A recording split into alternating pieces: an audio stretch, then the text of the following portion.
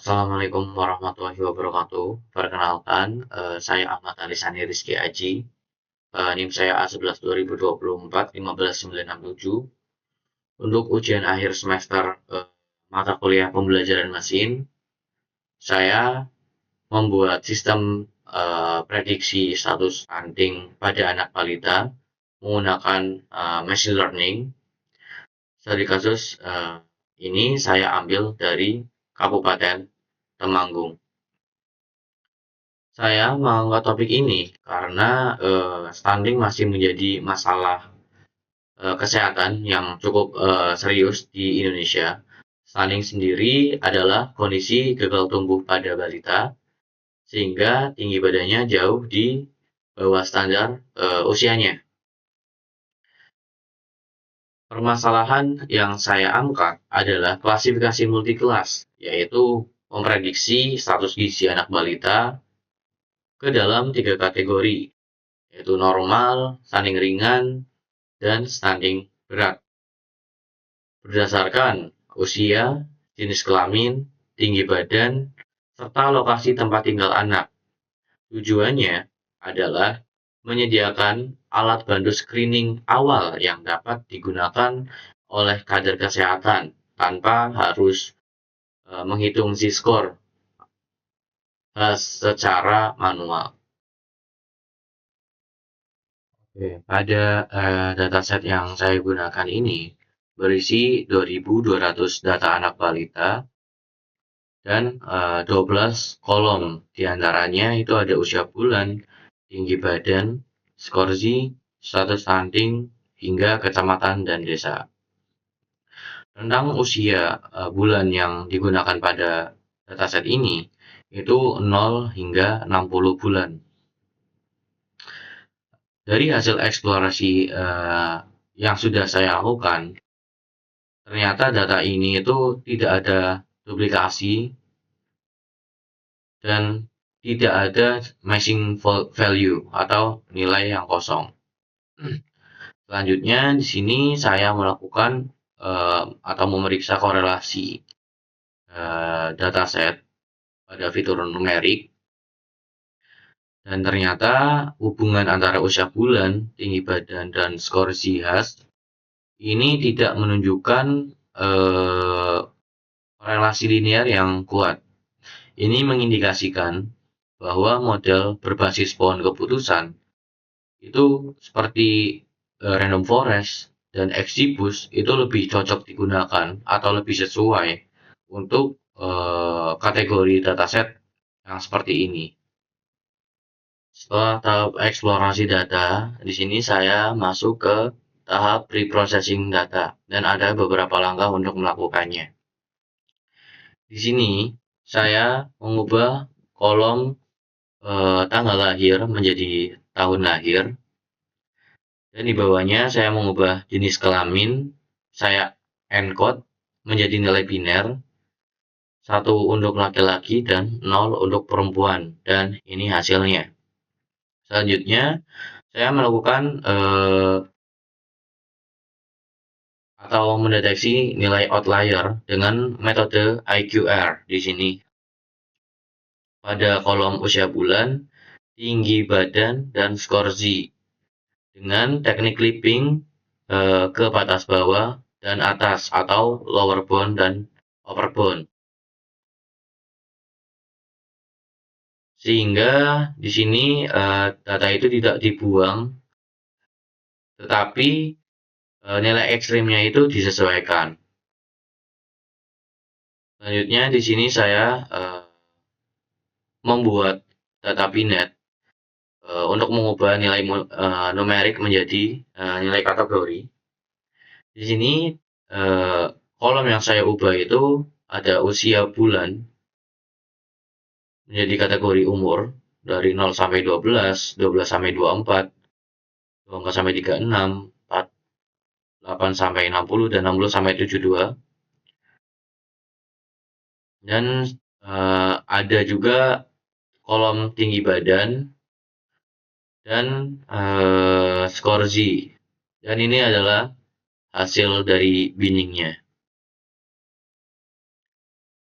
Lalu ini bagian normalisasi. Pada bagian normalisasi data, di sini yang saya normalisasi itu data usia bulan, tinggi badan, dan skorsing. Pada nilai numerik, saya menormalisasi dengan min-max scalar, dan pada data kategorikal seperti kecamatan atau desa dan desa, saya menggunakan one hot encoding.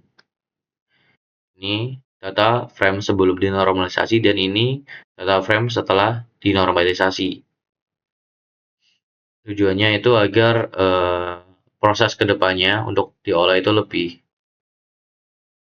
lancar.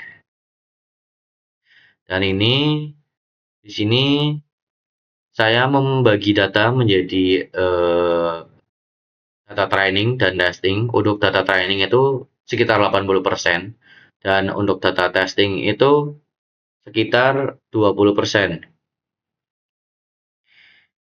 Ini dilakukan agar proporsi tiap kelas itu tetap terjaga pada kedua bagian.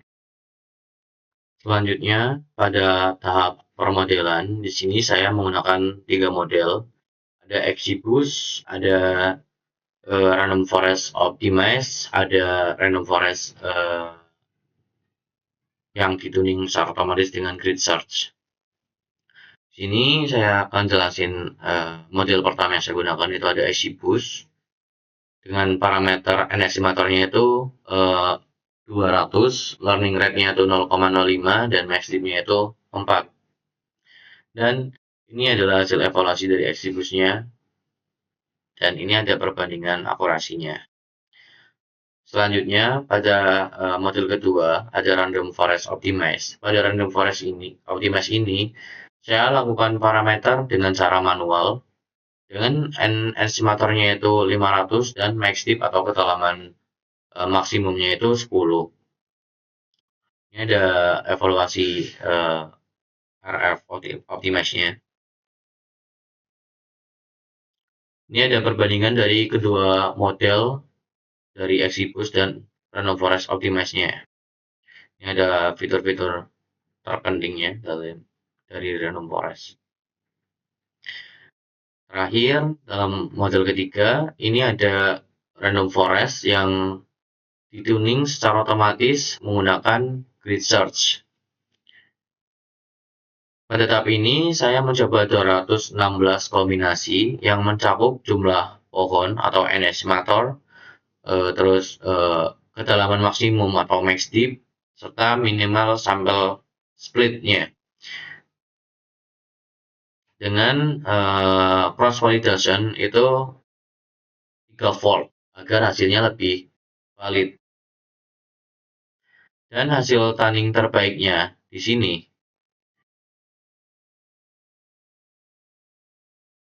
adalah diperoleh max minimal sampel splitnya itu 10, model N estimatornya itu atau jumlah pohonnya itu 100. Sebelum masuk pada tahap perbandingan modelnya, di sini ada ROC atau visualisasi kurva ROC dari setiap model. Pertama ada kurva ROC dari XGBoost di sini. Terus ada kurva ROC juga dari Random Forest Optimize. Dan ini ada RF dari ROC kurva dari RF Grid Search.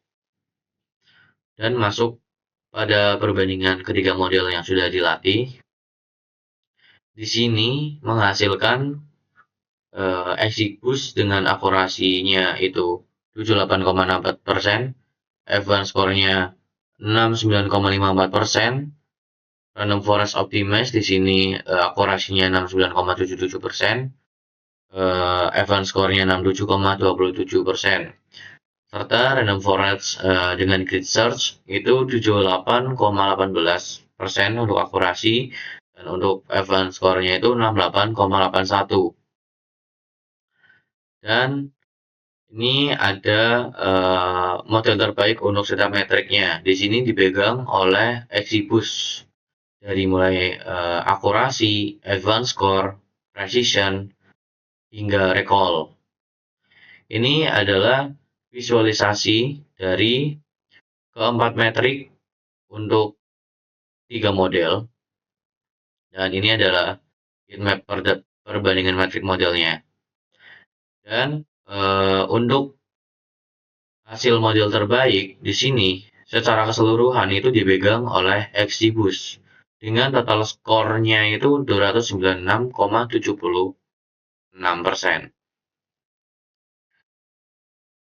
Sebagai kesimpulan, model terbaik berdasarkan total skor gabungan adalah Exibus. Namun saya menyadari bahwa model ini masih memiliki keterbatasan yang cukup signifikan, yaitu belum mampu mendeteksi kasus stunting secara memadai, dan keunggulannya pada metrik akurasi lebih disebabkan oleh ketidakseimbangan data. Untuk pengembangan selanjutnya, saya mungkin akan menambahkan beberapa jumlah data, khususnya untuk kelas stunting berat yang jumlahnya paling sedikit, menerapkan teknik penanganan data tidak seimbang seperti smooth atau class weighting, serta mengubah kriteria penelitian model dari akurasi semata menjadi advanced score agar lebih memperhatikan performa pada kelas minoritas. Jadi di sini mungkin saya lebih akan membuat model terbaiknya itu dari nilai tertinggi dari F1 score, yang mungkin itu adalah random forest grid search, yang mungkin akan saya pakai untuk model terbaik di laporan nanti. Oke, sebagai bagian akhir dari presentasi, saya ingin mendemonstrasikan aplikasi yang sudah saya deploy menggunakan Streamlit, supaya model ini dapat digunakan secara langsung oleh pengguna non-teknis, misalnya kayak seperti kader kesehatan di lapangan. Langsung saja, ini adalah tampilan utama dari aplikasi Streamlit-nya. Di sini pengguna bisa memasukkan data anak seperti usia dalam bulan, jenis kelamin, tinggi badan, tahun lahir, kecamatan, dan desa. Saya coba di sini memasukkan contoh data anak berusia 24 bulan dengan tinggi badan 65 cm. Dan ketika saya klik tombol prediksi di sini, maka aplikasi akan menampilkan tabel probabilitas untuk masing-masing kelas. Seperti normalnya berapa, stunting ringannya berapa, dan stunting beratnya berapa. Jadi pengguna tidak hanya melihat satu tabel saja, tapi juga bisa menilai seberapa yakin model terhadap prediksinya.